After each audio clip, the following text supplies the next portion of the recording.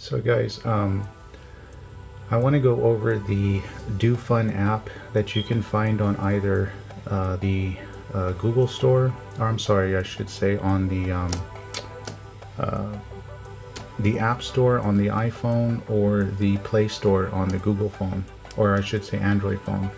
Now, the latest version for the Do app is going to be 2.2.2 for the iPhone and 2.2.1 for Android. I just want to go over some features here, that way you guys can get an idea of how this application really works with the drone. Me personally, I don't like the fact that it's controlled via smartphones. I just think a true controller gives you a lot more form, a lot more better control.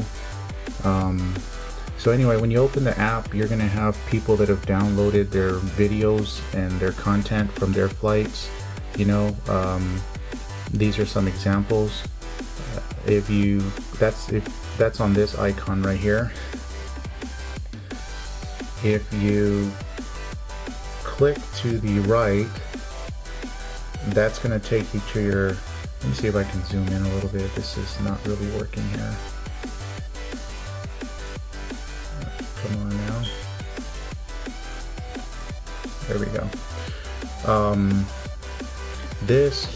If you click to the right here, this will take you to your settings, also your times record, your ranking, and collections of some of the stuff that you'd like to post on this particular social application for the Dobby user.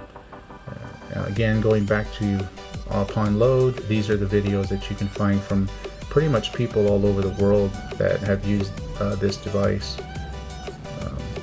It goes on and on. I'm not sure why my phone's not loading them fast enough. Oh, there he goes.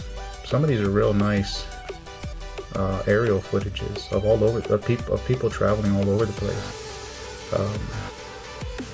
But anyway, let's get back to the app.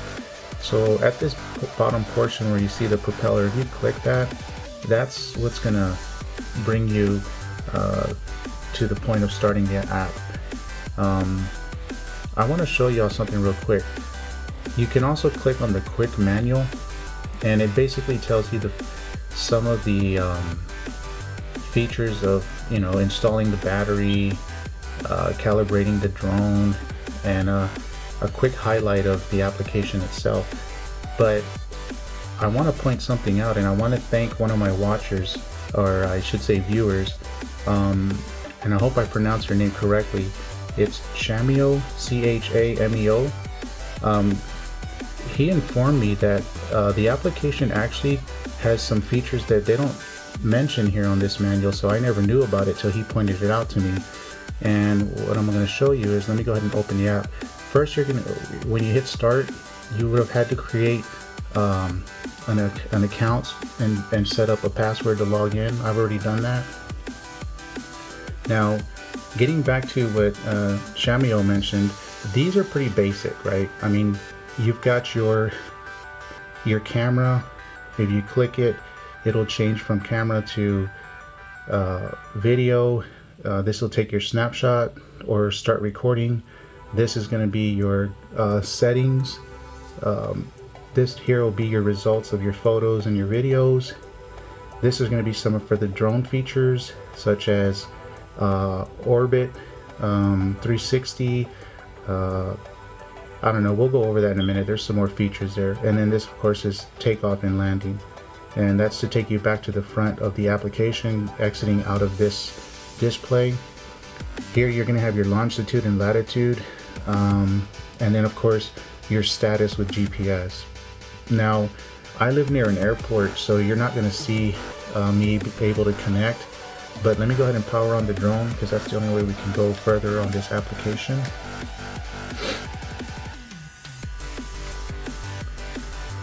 You'll hear it in the background beep here in a second. So once you power on the drone, okay, and you hear that sound, you can go ahead and start looking for its Wi-Fi connection. It should pop up here as Dobby, something or other. There it is, OD2C4, unless other units are different, but that's what mine shows up. So you click it. I've already established the password. By default, I believe it's 123456789 or I think it's 0tech. It's in the instruction manual when you get that. Okay, so once you've established connection, we'll go ahead and exit out, go back to the unit, and there you go. Now you see how we're actually located, we're connected. So let's see, point this away from my room. Why don't we face this over here?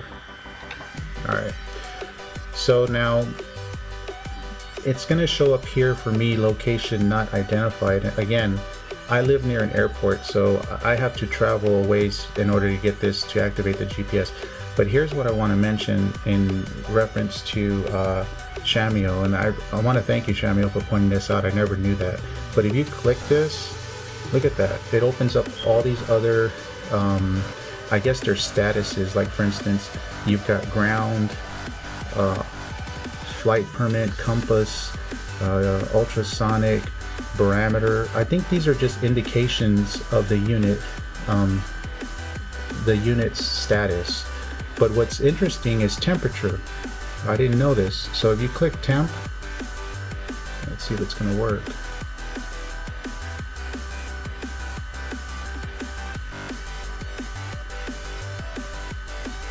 Well, I was hoping I'd be able to see the temperature.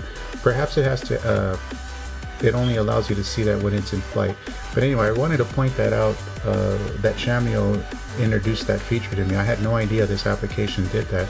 So anyway, after we go over some of these features on the application, we're going to take this out for a flight, and then we'll see if at that point we can detect the temperature. And the reason for that is because, of course, if you saw my previous video with the CPU mod, I'm curious to see what the temperature is actually showing through the DoFund application. So go ahead and exit out of here. But again, you have to, it doesn't tell you anywhere in the manual, but if you click that status bar for GPS, it'll bring these options down for you. I think that's cool. Yeah, so we went over these features. The only thing we weren't able to do is change to, so there you go. If you click that, the video icon will highlight, indicating it's ready for video. If you click it, the camera's highlighted, it's ready for taking photos. Below that, you've got your settings, which are going to be your single shot, your burst shot. You know, if you wanted to shoot burst shots, you can do 2, 3, and 4. You can do a time shot anywhere from 5 seconds to 3 seconds, and then of course off. If you want to do gram video, you can adjust the white balance for incandescent, fluorescent. You can do the I'm not sure what the EV is, but anywhere from 0 to positive 12 to negative 12. Again, I'm not too familiar with this application because I don't really fly this drone too much. I just wanted to mod it and see the results as far as having better flight and better temperature on the CPU and GPU. If you click over to EIS, which is, I believe, electronic stabilize. I think this has to do with stabilization. I'm not sure. But the manual again will cover most of this in detail. I just wanted to highlight to you how to access most of these features through the application. So let's go ahead and click that again to get out. And if you click here, that's going to take you to your photos and your videos that you've taken with the application, the DoFund application. This is going to be your takeoff. When you click that, it's going to ask you in what position do you have the camera on the drone. Again, this is not controlled through the app. You actually have to physically move the camera. Let me show you that real quick. So like here, I've got it flat. You can just click that and angle it, and at the side you'll see the markings for each angle. So there's another one.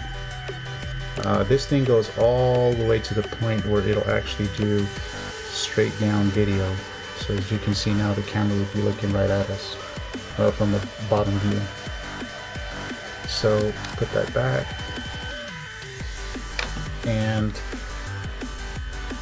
so it's going to ask you in what position do you have the camera, which is basically at 0, which is standard, to negative 22.5 degrees, to 90 degrees, to 67, to 45. You get the point. And then of course you would hit takeoff. Now that's also going to be when you're in flight, takeoff and land. So the one down, this icon down here, that's going to have all the added features that this application offers you, which is basically you can do a short video. I believe the drone will fly from you, away from you, and that just is I think it's like a 10-second video or something like that. I can't remember. We're going to test that out today when we take it out on the flight. It does orbital GPS positioning, which means it'll lock on its it'll do a lock on its target, and it'll just orbit around it through GPS.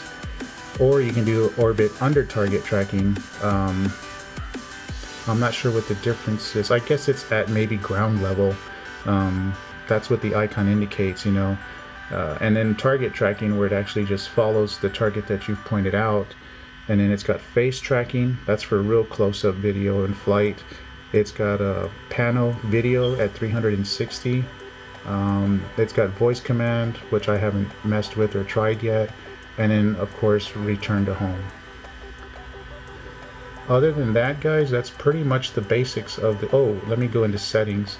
If you go into settings, which was that icon I just pressed there, let me get back out, it's this one right here. If you go into settings, what this offers is you can do, for instance, the calibration, which I suggest doing at every time you fly it, especially if you're moving from one location to the next. It's going to have your control sticks, which basically ask you how you want to adjust your, there you go. If you want to do motion sense, which means the phone will actually go forward, back, side, that'll be controlling the flight.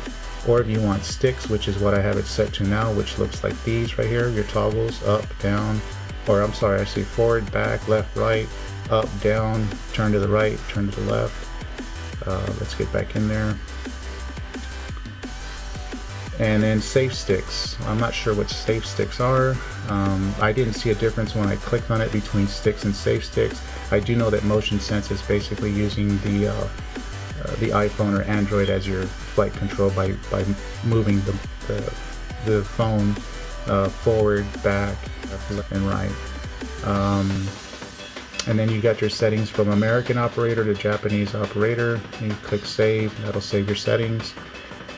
If you go to the shooting modes, you can choose which direction the drone's facing, either facing you as a selfie or facing away from you as finding a target or just doing some aerial flight. You can do a snap photo vibration, basically indicating you have taken the photo. You can enable or disable it. And then you got mute app. I tried mute app both on and off. I really didn't see a difference, so I'm not sure what that feature really is supposed to do.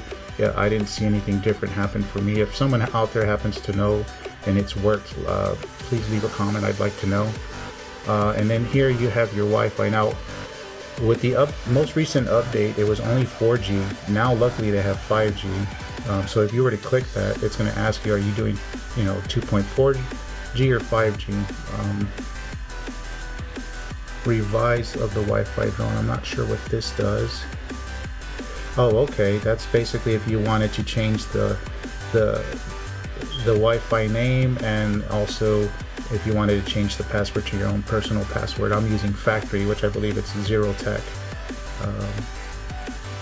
So get out. Oops. Let's go. We got one more to check, which is the bottom. And then these are for your updates. Right now, the latest version is 2.38 as of September 2017.